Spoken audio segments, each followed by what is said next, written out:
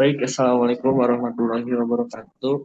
Saya Muhammad Rizky Akbar. Di sini akan sedikit mengulas tentang jurnal manajemen pasok atau supply chain management pada sebuah perusahaan mayones, yaitu PT Ikenas Agung.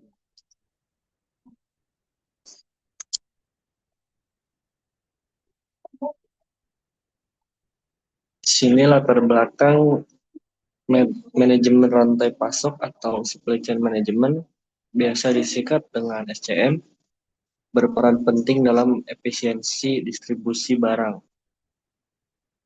Lalu ada beberapa poin. Yang pertama adalah persaingan bisnis menuntut koordinasi yang baik antara pemasok, produsen, distributor, dan juga konsumen.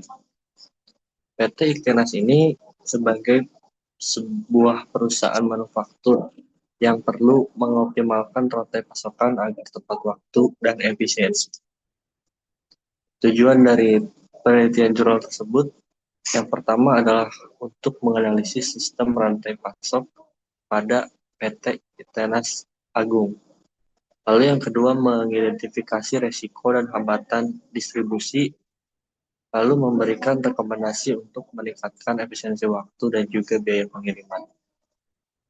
Landasan teorinya yaitu yang pertama, manajemen proses perencanaan, pengorganisasian, pengarahan, dan juga pengawasan sumber daya.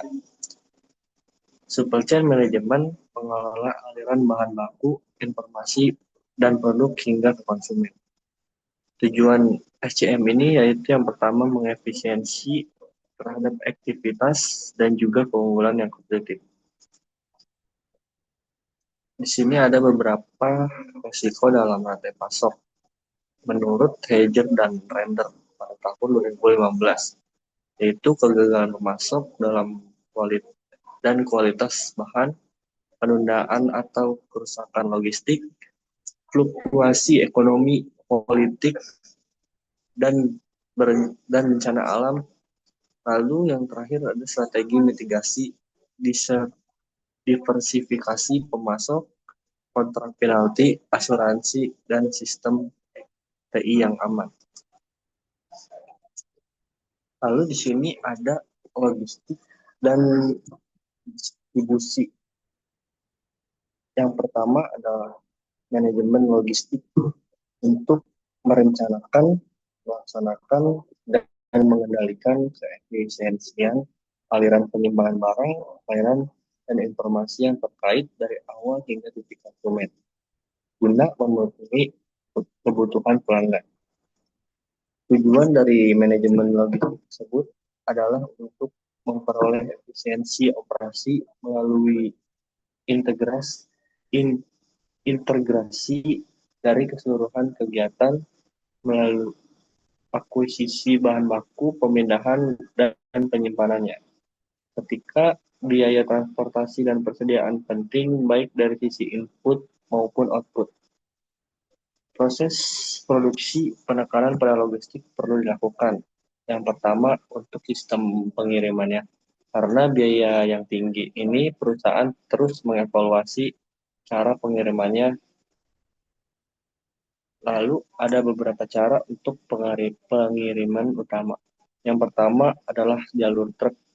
Perusahaan yang menetapkan program just in time beberapa tahun kebelakangan telah meningkatkan penekanan pada truk untuk mengambil dan mengantarkan sesuai tepat waktu tanpa cacat dengan kertas kerja yang rapi dan dengan biaya yang rendah.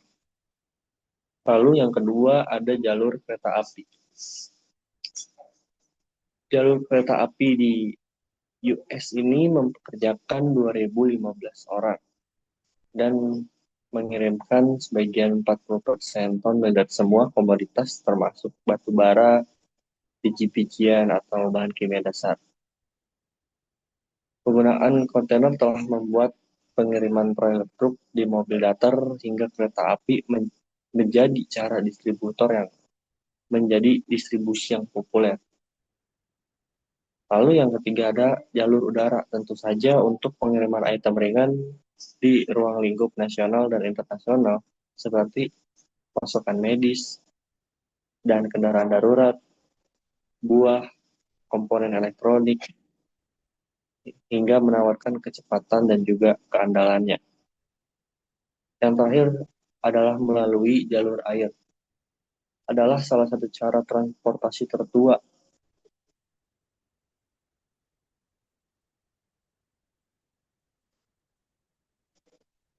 mengingatkan konstruksi Erie Canal pada tahun 1817 dalam lingkup internasional jutaan kontainer yang memuat jenis barang industri dan juga barang konsumsi dikirimkan dengan biaya yang sangat rendah melalui kapal antar samudra setiap tahunnya. Transportasi ini sering dipilih ketika biaya lebih penting dibandingkan kecepatan. Lalu selanjutnya ada manajemen distribusi, merupakan suatu cara pengelolaan pemenuhan kebutuhan masyarakat terhadap suatu produk. Seringkali perusahaan manufaktur membutuhkan jalur distribusi untuk menjangkau konsumen akhir. Manajemen distribusi ini memfokuskan pada arus keluar dari produk, mendesain jaringan distribusi untuk memenuhi harapan pelanggan, menawarkan beberapa kriteria, yaitu dengan respon yang cepat, pilihan produk, atau hingga layanan. Sama seperti perusahaan yang membutuhkan program manajemen pemasok yang efektif. Program manajemen distribusi yang efektif akan membuat perbedaan antara rantai pasokan yang sukses dan juga yang gagal. Lalu di sini ada faktor yang mempengaruhi distribusi jenis barang, kemampuan perusahaan, teknologi, jarak, dan juga pasar.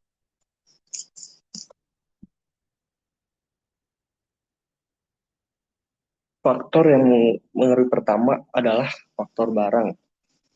Jenis, bentuk, ukuran, sifat, dan kemasan barang sangat berpengaruh dalam proses distribusi ini. Barang dan jenis makanan dan bukan makanan tentu berbeda proses distribusinya.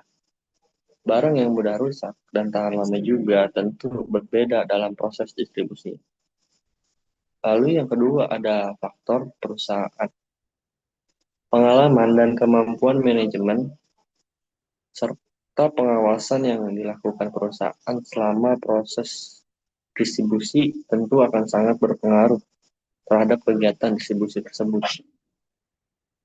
Ketersediaan dana dan teknologi digunakan perusahaan untuk kegiatan distribusi juga berpengaruh terhadap kelancaran distribusi.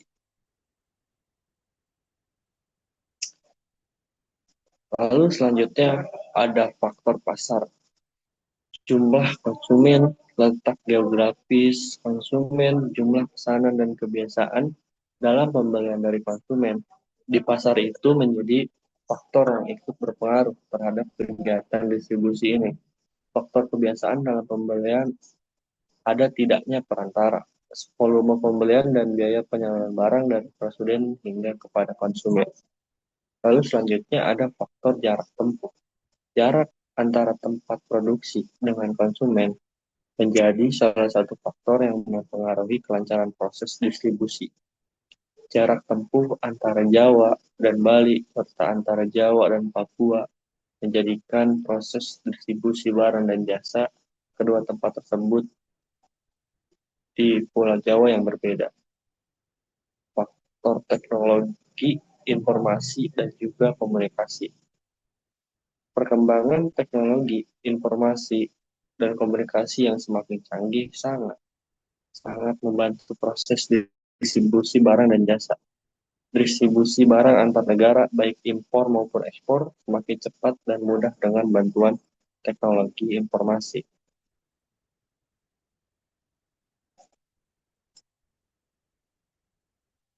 Lalu di sini ada kerangka konseptual. Pada penjelasan konseptual ini, menggambarkan hubungan antar variabel dan proses logis dalam sistem manajemen rantai pasok. Efisiensi waktu dan biaya pengiriman, struktur hubungan dalam kerangka konseptual. Di sini terdapat manajemen rantai pasok yang menjadi variabel utama atau fokus penelitian yang terdiri dari proses koordinasi dari pemasok hingga konsumen. Di dalamnya terdapat tiga komponen besar. Yang pertama, upstream supply chain, hubungan dengan pemasok. Lalu selanjutnya ada internal supply chain, kegiatan internal perusahaan seperti produksi dan juga pengendalian persediaan. Lalu yang ketiga ada downstream, super supply chain, kegiatan distribusi ke pelanggan, distribusi dan juga pelayanan konsumen. Lalu setelah manajemen rantai pasok ini mengalir kepada evaluasi risiko. Komponen ini berfungsi sebagai faktor penghambat risiko seperti bencana alam, keterlambatan transportasi, atau gangguan politik dapat mengganggu rantai pasokan. Evaluasi risiko ini dilakukan agar perusahaan bisa menyiapkan sebuah strategi mitigasi dan menjaga stabilitas pengiriman. Lalu selanjutnya ada pemilihan rantai pasok, pemilihan pemasok, termasuk dalam upstream supply chain, pemilihan pemasok tepat seperti berkualitas, tepat waktu, atau konsisten sangat mempengaruhi kelancaran bahan baku dan efisiensi produk. Faktor yang dipertimbangkan meliputi kualitas, harga, waktu pengiriman, dan juga keandalan. Lalu di sini pemilihan moda transportasi merupakan elemen dalam logistik manajemen yang menentukan efisiensi waktu dan juga biaya pengiriman. Pemilihan transportasi ini yang tepat darat, laut, atau udara berdasarkan jenis produk dan jarak distribusi sangat mempengaruhi performa rantai pasokan. Lalu selanjutnya setelah pemilihan transportasi kita mengatur efisiensi waktu dan juga biaya pengiriman. Ini adalah variabel hasil atau biasa disebut dengan output dari keseluruhan sistem rantai pasok. Jika pengelolaan rantai pasok berjalan efektif, pemasok baik, risiko terkendali, dan juga transportasi yang optimal, maka hasilnya pengiriman barang yang lebih cepat dan tepat waktu, biaya distribusi lebih rendah dan efisien, dan juga semua akan berjalan dengan sesuai dengan manajemen yang telah disusun konseptual. Jadi semua komponen ini diintegrasikan dalam satu sistem manajemen rantai pasok yang terkoordinasi hingga analisis manajemen rantai pasok sebuah perusahaan yang efisien, adaptif terhadap risiko, dan berorientasi pada kepuasan pelanggan. Di sini ada sebuah pitch picture yang menggambarkan sedikit tentang manajemen rantai pasokan. Yang pertama itu ada supply chain. Supply chain di sini sebagai penyedia bahan baku terhubung dengan sistem manajemen logistik dan juga moda transportasi untuk memastikan ketersediaan dan juga kelancaran dalam pengiriman bahan. Lalu si pemasok ini menunjukkan ke arah sebuah perusahaan yang mengelola proses produksi, pengendalian kualitas, dan penyimpanan barang, bertindak sebagai pusat koordinasi antara pemasok dan juga distributor.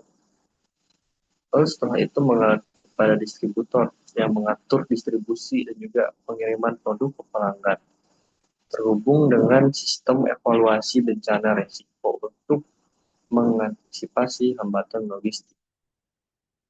Lalu distributor ini mengarah kepada konsumen. Konsumen sebagai penerima akhir produk. Kepuasan mereka menjadi indikator efisiensi atau efektivitasnya rantai pasok.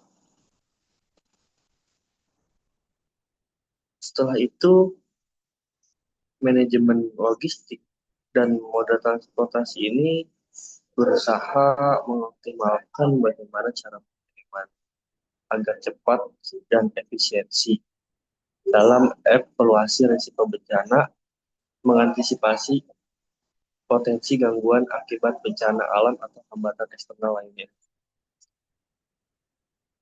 Lalu yang terakhir ada evaluasi efisiensi sebagai pengukur kecepatan dan biaya pengiriman untuk memastikan efektivitas rantai pasok. Jadi kesimpulan dari sebuah range picture ini menunjukkan bahwa integrasi antar komponen, mulai dari pemasok hingga pelanggan, serta pengelolaan logistik dan mitigasi risiko yang baik adalah kunci efisiensi rantai pasokan di PT Ikan Agung ini. Lalu kesimpulan, perusahaan ini perlu mengelola rantai pasokan terintegrasi untuk mengurangi risiko dan meningkatkan efisiensi. Sinergi antara pemasok, produsen, dan distributor menjadi kunci utama.